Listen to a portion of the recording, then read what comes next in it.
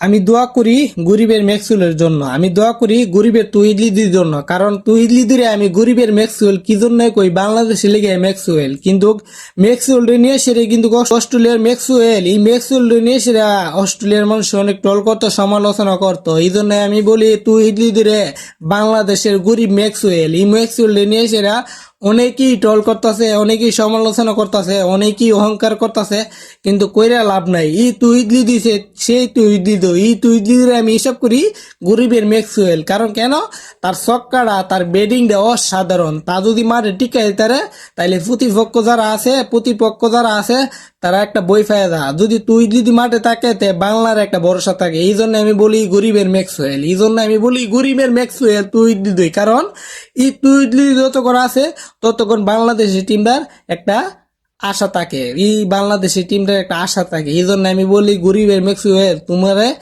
মানুষে না বালা ফাইলো, আমি তোমাকে মন থেকে দোয়া করি। আমি এই জন্য বলি গরিবের ম্যাক্সওয়েল হইছে তুহিদলিদির অসাধারণ ব্যাটিং, অসাধারণ ছক্কা, অসাধারণ বাউন্ডারি ভালো লাগে আমার কাছে, অনেক অনেক ভালো লাগে। এই জন্য আমি তুহিদলিদির বলি গরিবের ম্যাক্সওয়েল।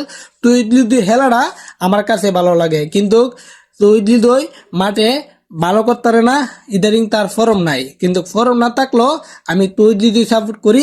যদি এতে বাংলাদেশের মানুষ আমাকে নিয়ে সমালোচনা করে, আমাকে নিয়ে হাসি ঠাট্টা মস্করা করে, কিছু করার নাই, ডাল মে কুছ কালা হে বুঝতে হবে।